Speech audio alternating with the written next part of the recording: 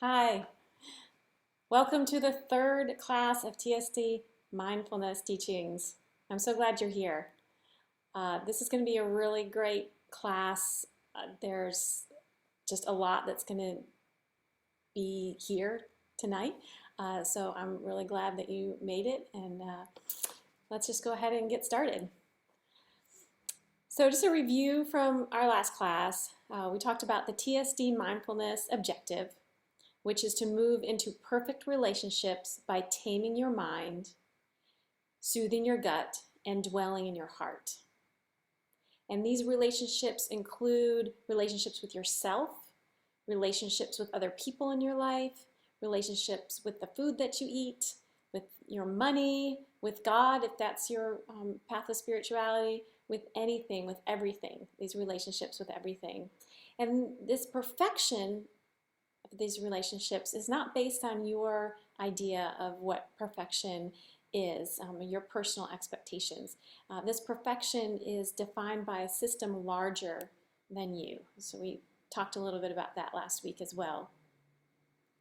And we talked about how the practice and the benefits from the practice are gradual, that it's an incremental process, like peeling the layers of an onion. And we talked about another teaching. We talked about anything is either a form of relationship or a form we have a relationship with. And that the reactions that we have in our relationships are the symptoms of the relationship, and our desires define the relationship. And these relationships, they have meaning. They're emotional, even if they're not with another human being. They have meaning and they are emotional. And our experience in this world is directly affected by each and every relationship we have with each and everything. Therefore, if we improve the quality of our relationships, we in turn improve the quality of our life experience. So if we improve the quality of our relationships, we in turn improve the quality of our life experience. And I'll go over the review of the actual meditation that we did last time when we get to the meditation this time. I decided this time I would save that for a little bit later. So tonight we're just going to go ahead and jump into some new teachings. I talked about how the teachings are in tiers. There's one list of 1, 2 lists of 2, 3 lists of 3, 4 lists of 4, and 5 lists of 5. In the second list, the first list on the second tier, it's a little sometimes hard to keep it all straight, but the first list on the second tier are the 2 prophecies. And the second prophecy, we talked about the first one last week, and the second prophecy is we are meant to grow into perfect relationships with all beings great and small. We are meant to grow into perfect relationships with all beings great and small. So harmony is the nirvana of TSD mindfulness. Harmony between species, harmony with our environment, harmony between romantic partners, harmony between you and your vices. It's all directed toward creating harmony. And personal harmony is not attained overnight. And national harmony is not gotten to in a single presidential term. And global harmony is not perfected in a lifetime. So again, talking about this incremental process that brings us to this harmony. And what's nice about that incremental process, right? It's not like instant. So we can focus on the positive. The positive thing about this incremental process is that we can continuously feel grateful because it's continually happening. We are continuously peeling those layers of the onion and getting closer to that harmony, so we're always in a place where we can be grateful for that process and moving in that way. And so let's consider someone who's struggled through many broken relationships over the years. This person might feel as though they give too much to a relationship, and so they consistently feel that they're betrayed and hurt in the end. And then let's consider this person practices TSD mindfulness and how that practice plays out in those challenges that they're having and facing. So what will start to happen is the relationships will start to change, and they're learning how to dwell, and the relationships are changing because they are learning how to dwell in their heart. And this person is becoming more conscious of what they need, and they're becoming more confident to set boundaries. So this TSD mindfulness practice is moving their consciousness into their heart, which is it's allowing them to just be more in tune with what's good for them, and that includes setting these boundaries. And when we move our consciousness into our heart, we are able to become more vulnerable in our relationships. So the these changes that start happening is this vulnerability. And we can feel more genuine feelings from our heart and talk about these feelings. So again, that second prophecy states, we are meant to grow into perfect relationships with all beings, great and small. I don't interpret this to be actual size. I interpret this greatness to be importance. So we are meant to grow into these perfect relationships with the people who are extremely important in our lives, and also those people that seem less significant. I interpret the beings to be anything that exists. So I talked about last time a law, the speeding limit, as being a form that we have a relationship with. That's a bee. It bees. It exists, right? And so that's encompassing everything. If our relationships are improving as a result of TSD mindfulness practice, they are improving equally across the board. Okay, the practice does not discriminate. It affects all relationships in your realm. So an example might be if you're practicing and the relationships are changing and you're noticing your relationship with yourself is healthier. And you might also notice that your relationship with social media is also becoming healthier. I could pick two things that aren't so closely related. Maybe a relationship with a particular person in your family grows stronger and better. And then your relationship with one of your vices is also getting to be in a better place. So it's wide, it's spread. It's just and it's incremental, right? It's incremental. It's not just like bam, everything's awesome, but it is working on all of the relationships together without discriminating. And let's see, moving into perfect relationship does not mean everything becomes positive, becomes apparent, becomes solid, right? So it's not like all of a sudden it's just a more positive relationship or it's more apparent. You just can notice all the details of the relationship, the aspects of the relationship better, or it becomes more solid. That might not necessarily be how the relationship changes. The relationship might dwindle. It might be a better word to use is lighten. The relationship lightens, with something that maybe the dependency is too strong. And so it can have that kind of shift. All right, so the first teaching, so we're moving on to a new teaching already.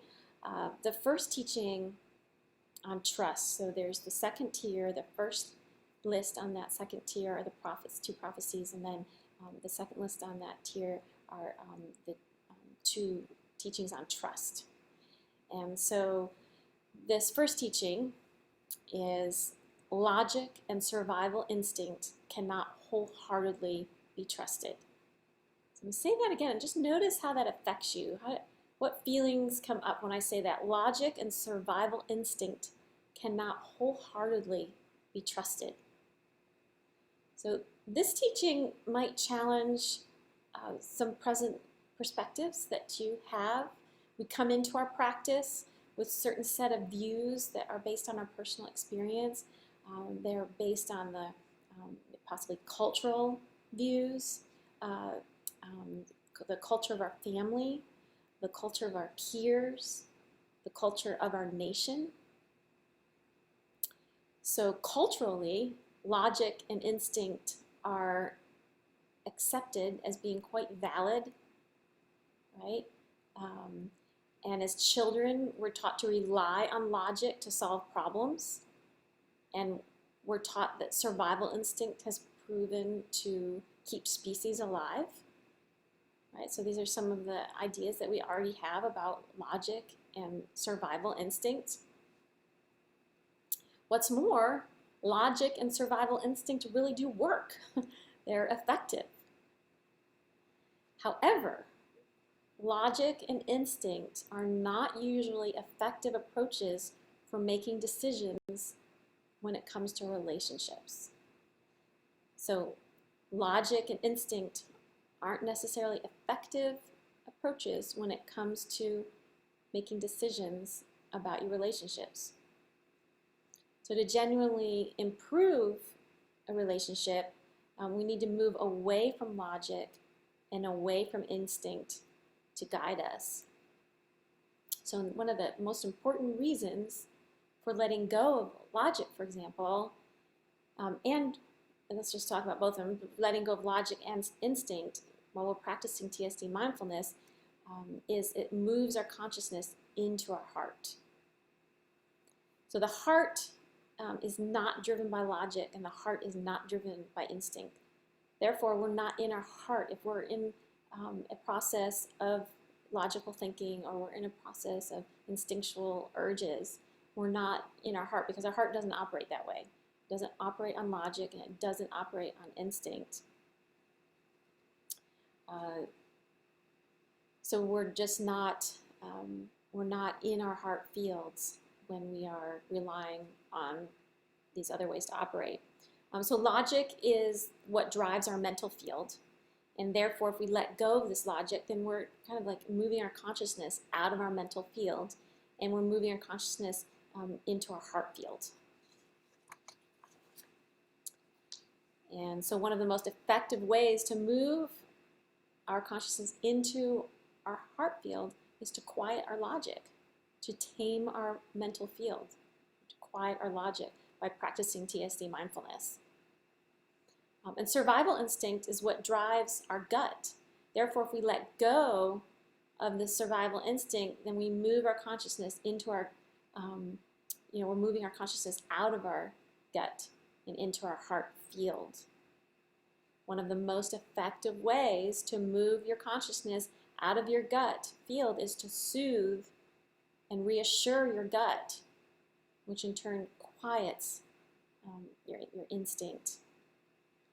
So logic and survival instinct cannot wholeheartedly be trusted. I'll go into this a little bit more detail because there's still some loose ends out there, right? So we've talked about how we can move into our heart if we let go of these types of processes, the way in which to operate. Have you ever noticed your mind leads you to a way of thinking that was not helpful? Logic is probably what brought you there. So this logic might not have been justified, it might not have been gracious, but it was logical. Logic is not bound to supporting our highest interest. Logic is not synonymous with good. Right? So logic is not bound to supporting our highest interest. Revenge is logical. Right? If P, then Q. If so-and-so does this to us, then we gonna do it back, right? Very logical, completely logical. And it makes a lot of sense in that way. Blame is logical, right? No, I didn't do it, didn't work out like that. It was this. This is the logical sequence to how it all works. And that's our logical mind putting all that together. Is kindness logical? Is gratitude logical? It can be, right? We can use logical thinking to come to kindness. Well, so-and-so did that, so we should be kind to them. Or so-and-so did that for us, so I'm going to be thankful. I'm going to be grateful. When we use logic to be kind and to be grateful, to feel gratitude, it's not always the best feeling, right? It feels better, really, for it to come from our hearts and to not necessarily use logic to get us there, but it certainly can be logical, definitely. So survival instinct works in the same way. Our instinct can certainly keep us out of harm's way, and in some cases it can save our lives. However, sometimes instinct can steer us away from something that can really help us.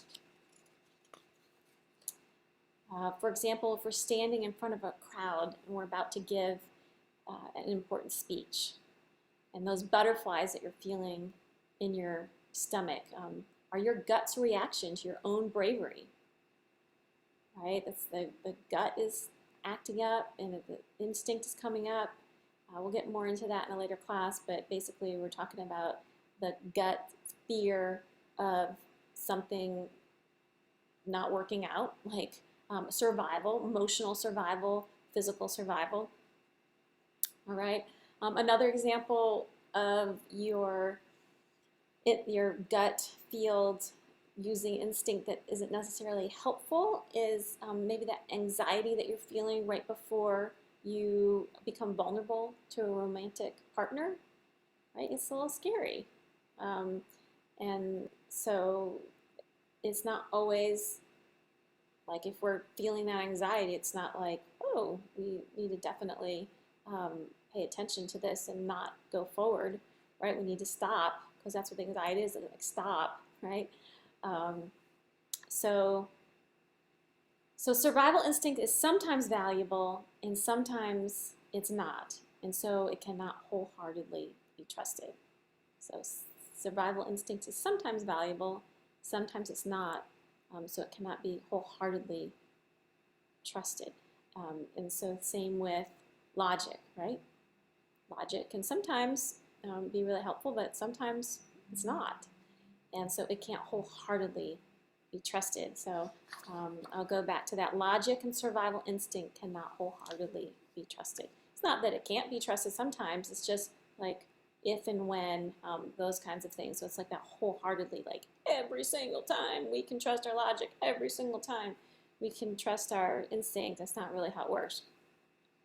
So TSD mindfulness helps us navigate our logic and instinct that falls in those gray areas. Like some things are easy, right? Maybe even those butterflies that you're feeling before you stand up in front of an audience. That's easy for us to discern that, okay, I'm not going to not stop because I have butterflies in my stomach. I know better that this is actually going to be helpful for me in the long run. So some of those things we can navigate really well. But there's some a little bit more gray areas that are a little bit harder for us. Like,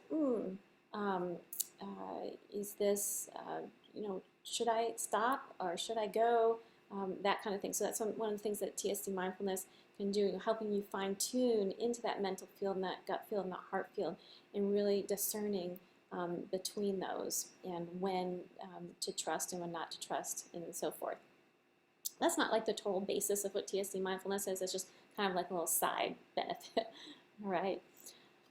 When practicing TSD mindfulness, you will find clarity on these subtle areas of your life, which in turn improve your relationships with the people and the things in your life. So it does add to it for sure, but there's like other things that are like way huger that we'll get to and talk about and that you'll experience.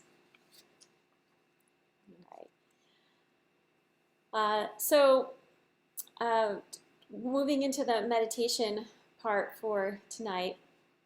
Let me just check the time. Got here. Okay. Yeah, got plenty of time. So reviewing a little bit from last time when it came to the meditation, I led you to only use your will to direct your attention. In other words, to concentrate. Right? Use your will to concentrate, to direct your attention.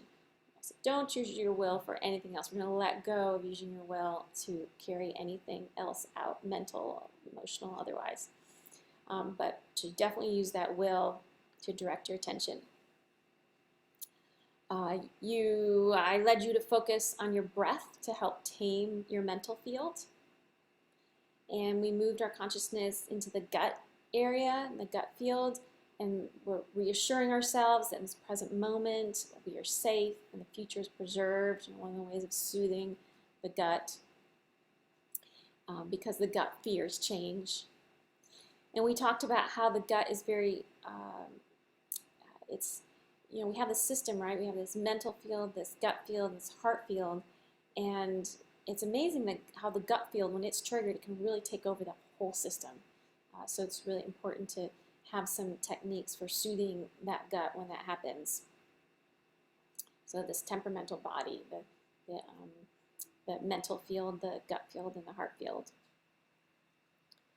So tonight we're going to continue to tame the mental field and soothe the gut field, and we will begin to dwell in the heart. So these first two classes, Class 1, Class 2, and Class 3, are a real good foundation for the practice, for all three of those aspects of the practice. So after this class, you'll have that foundation to be able to do the whole, maybe not in depth yet, but definitely getting to a point of really practicing working with those three fields. So moving our consciousness into our heart field can be uncomfortable and it can be unpleasant. And there's a lot of reasons for that, and we'll talk about a couple of them tonight. But first, let me ask you this. How do you feel on a scale of 1 to 10 when you're in a situation when you have little control? Say you are going to a party and you're not driving, you're depending on somebody else for a ride, so you're at the party and you can't leave on your own. You need to leave when the other person leaves because you're driving with them. Okay, so that would be a kind of how do you feel in that situation from a scale of 1 to 10? Now you might be at Disney World and you have to stand in a 2-hour line to ride a 1-minute ride. You don't have a whole lot of control over the timing of when you get on that ride and how long you have to wait. Another, how on a scale of 1 to 10, how do you feel in that kind of situation? How about stepping on to an airplane where you are giving up a lot of your own control and you are trusting your flight attendants and your captain to keep you safe? All right, so on a scale of 1 to 10, how do you feel when you're in that kind of situation? I'm going to take the website off here in case that's distracting. There are, like I said, several reasons why moving into the consciousness into the heart area can be uncomfortable, and one of them is you have very little control. All right, unlike the mental field. In the mental field, if you have your practice down well, like you have a lot of control over what's going on with those minds and thoughts. It's not how a Buddhist teacher would present that to you. You know, they would not say you're controlling your thoughts, you're just noticing and letting them go and da-da-da-da. But when you practice and you really know what you're doing, you can clear your mind and you can really minimize those thoughts. So you do have a control. Your gut field, we have a lot of influence. Maybe you experienced that last week, if anything was coming up in your gut, or if you've practiced since the last class and something's come up and you've kind of moved those ideas into your consciousness about how considering all of these other things in our life that are going to stay the same, even though this one thing that might change, that your gut's kind of freaking out about, what about all these other things that are going to remain the same? And when we bring that into our consciousness, we can soothe the gut. And there's certain things that we can do to soothe that gut. And so that's influencing. I wouldn't say that's necessarily controlling, but we're influencing the gut. In the heart, it doesn't work that way.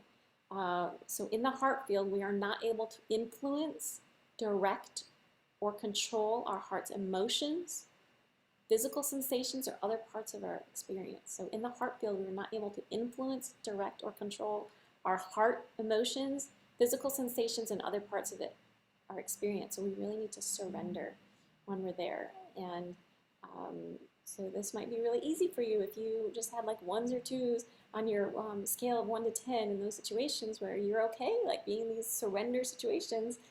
Then it'll probably be, maybe quite pleasant.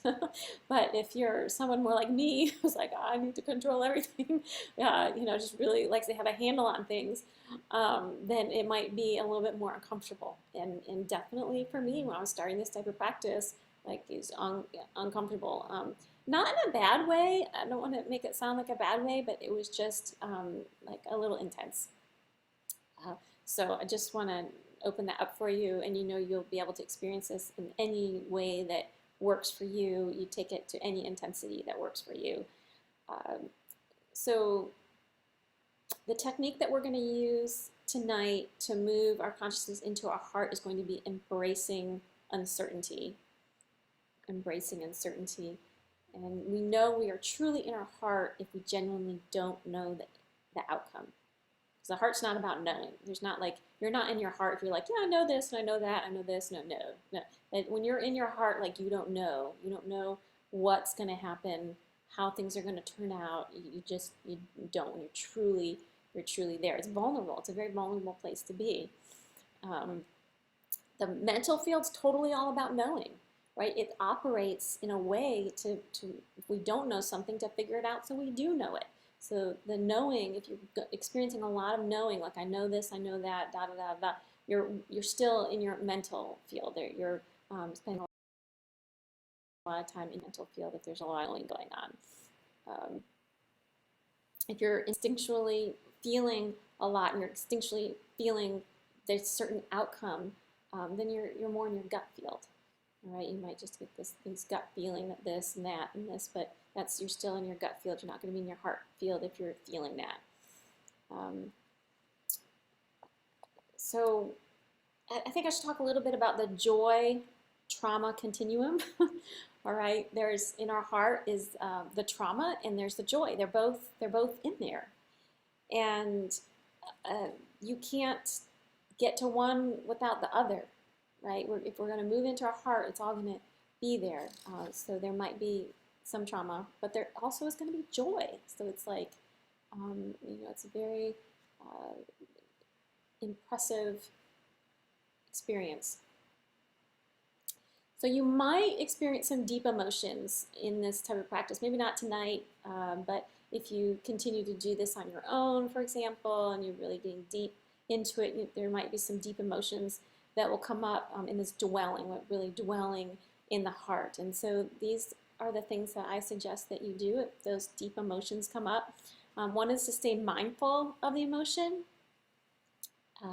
which means just notice it. Take a step back. Notice how the emotion is feeling physically.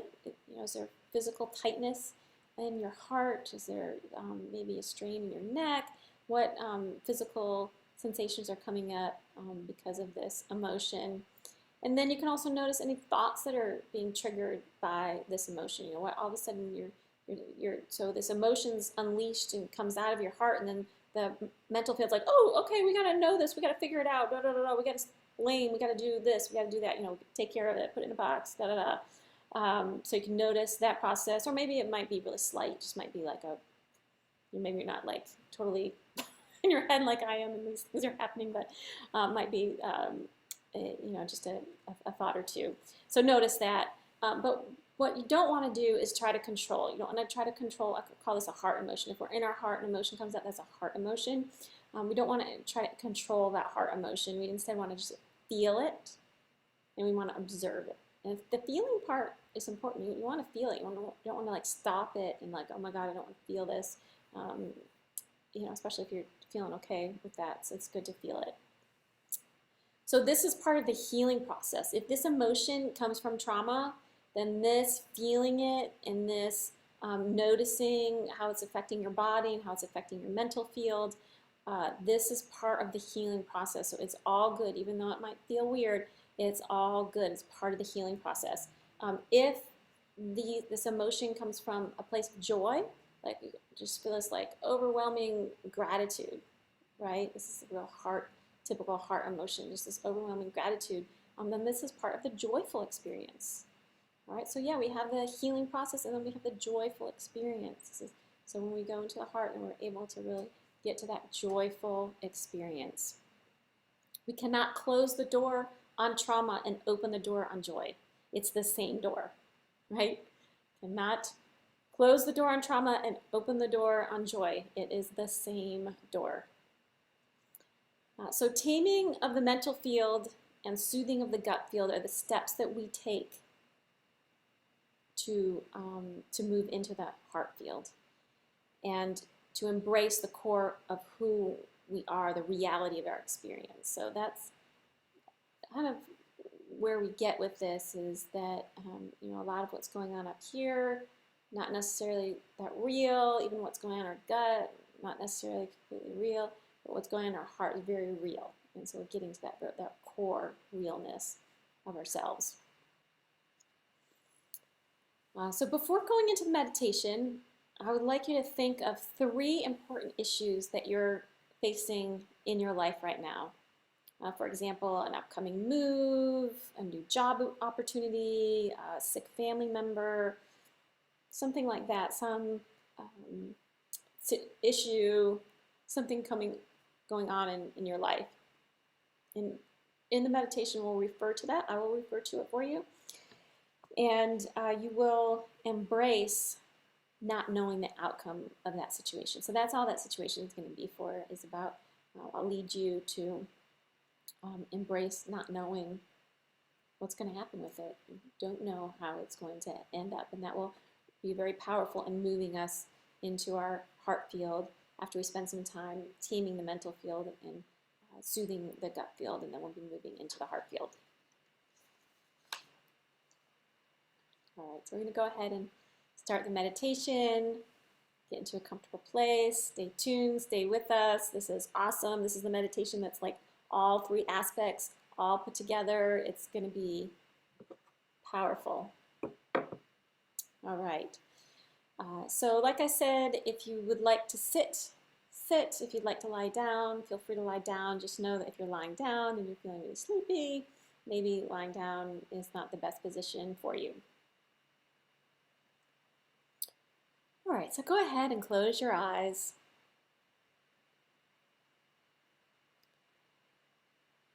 Take in a few relaxing breaths. Inhale.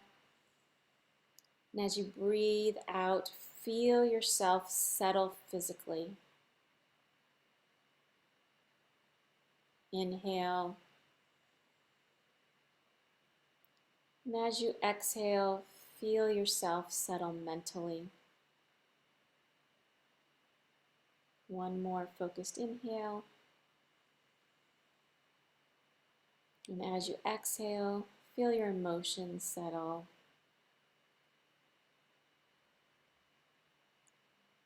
Notice any physical sensations in your body.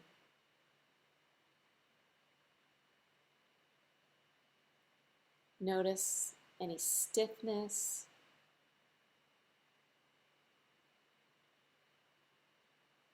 or ache.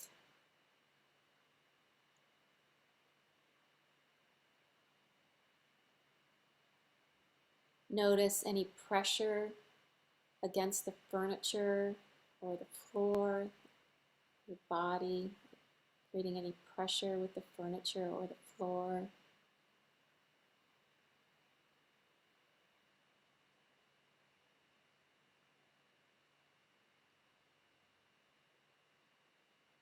Notice the way the air feels touching your skin.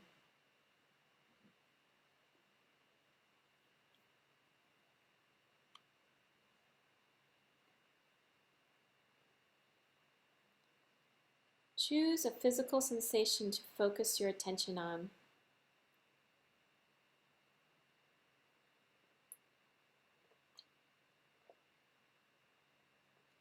If you notice your attention drift in another direction, exercise your will and choose to focus on your body. Take a step back and notice the part of your mind that focuses your attention.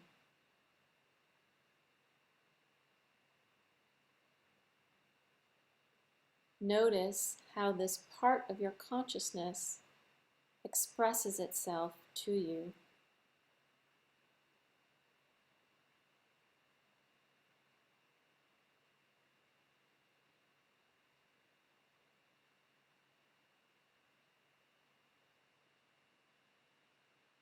Continue to notice physical sensations.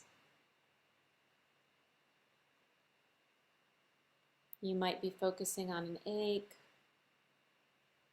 pressure, or the air touching your skin.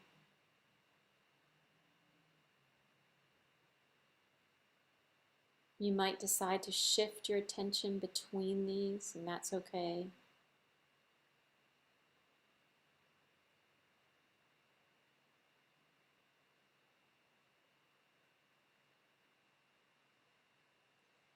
If directing your attention towards physical sensations is challenging, consider directing your attention on the part of your consciousness that chooses the direction of your attention. What energy do you notice there? Is it clear?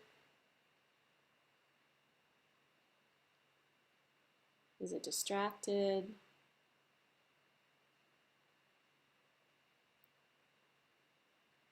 Is it spinning or jagged? Or perhaps it's focused?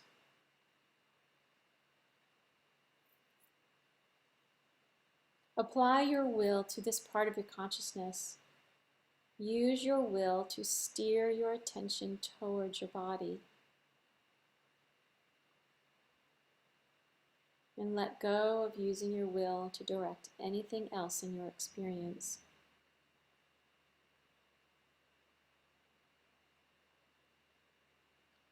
On your own, notice your body and notice the behavior of your attention. Remember, the only control we are attempting to exercise is the control of our attention's direction. Notice what happens when you purposefully apply will to your concentration. Notice if your mental field feels more settled.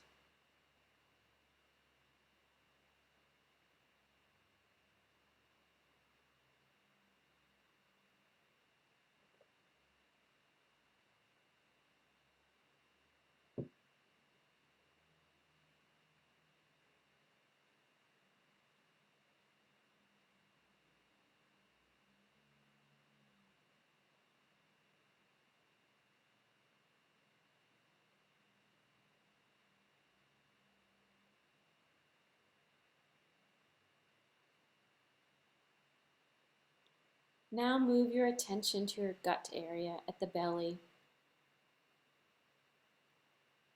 What physical sensations do you notice there?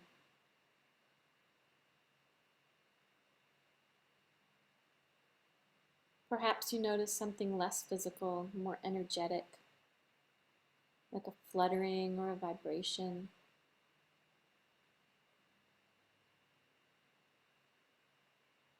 If you notice your attention drift in another direction, exercise your will and choose to focus on your gut field.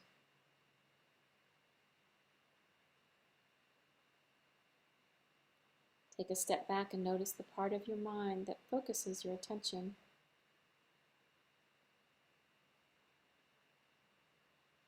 Apply your will to this part of your consciousness. Use your will to steer your attention towards your gut. And let go of using your will to direct anything else in your experience.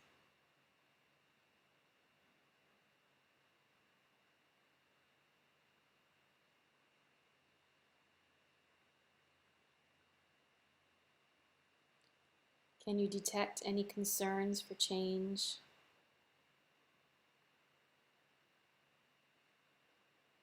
Can you detect a fear of something in your future changing?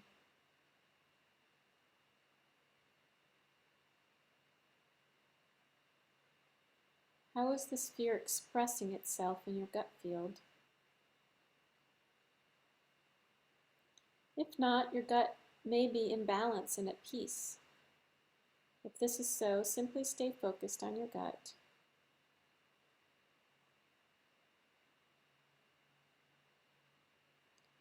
there is a fear, acknowledge this fear.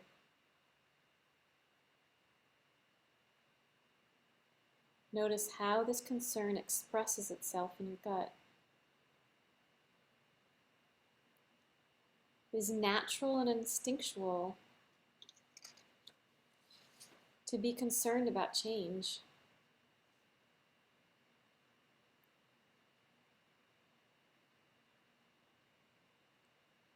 Consider this possible change in your future and also list all that will remain unchanged.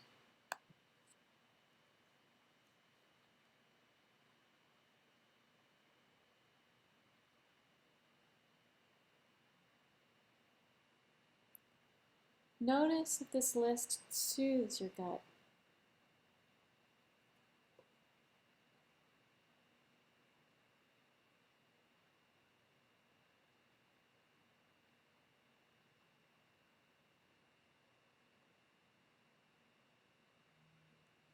If your gut is still affected, consider that if anything will change in the future, it will be in your best interest. Be open to whatever is the best way to soothe your fear of change, expressed in your gut field.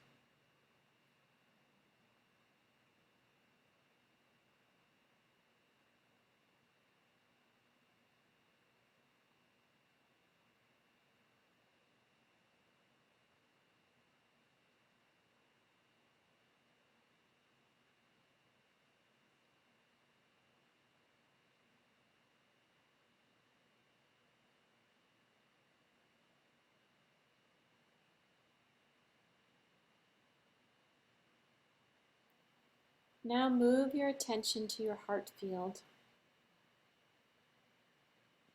What physical sensations do you feel there?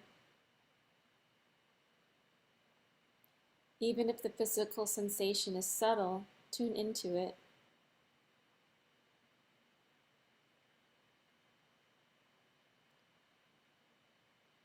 To move your consciousness into your heart field, repeat to yourself, I do not know what will happen with this certain aspect of my life.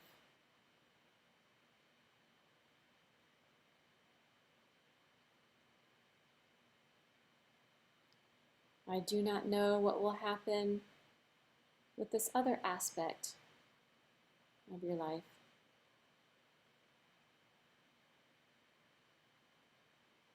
So this is where you're considering those things that are going on in your life, not knowing the outcome. And consider that third one, and I do not know what will happen with this either.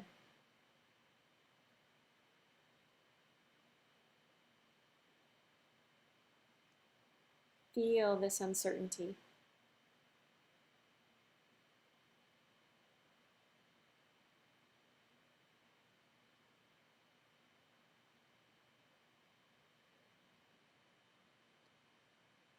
Be open to emotions of the heart.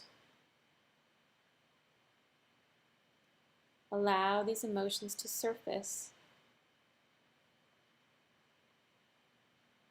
and notice them.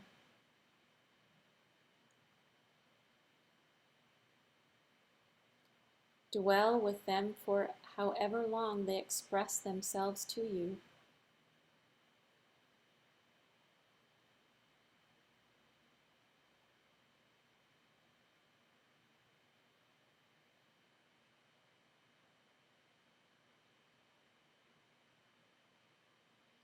On your own, continue to notice physical sensations in the heart area and emotions that might surface.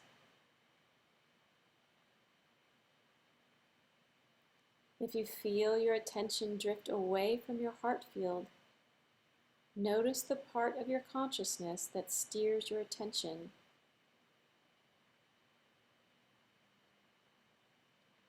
And also repeat to yourself, I do not know what will happen with this certain aspect of your life.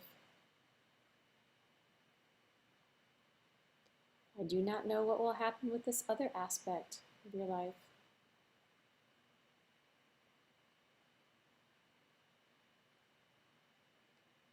And I do not know what will happen with this either.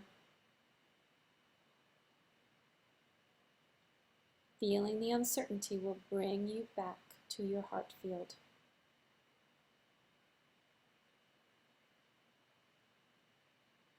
I'll give you some time on your own to dwell on your heart field.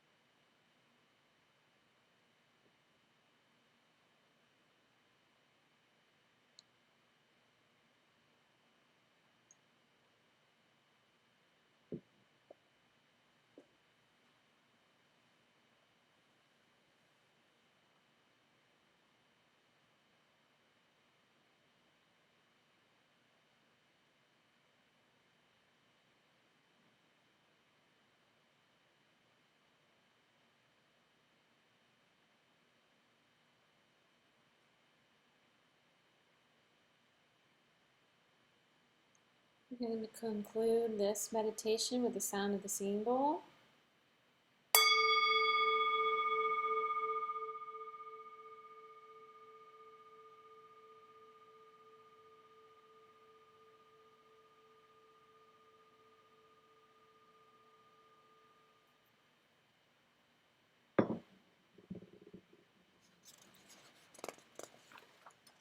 So welcome back. If there's anything that came up in that meditation that you'd like to share with me, you can go ahead and do that. Let me see if I can get my email address up there for you.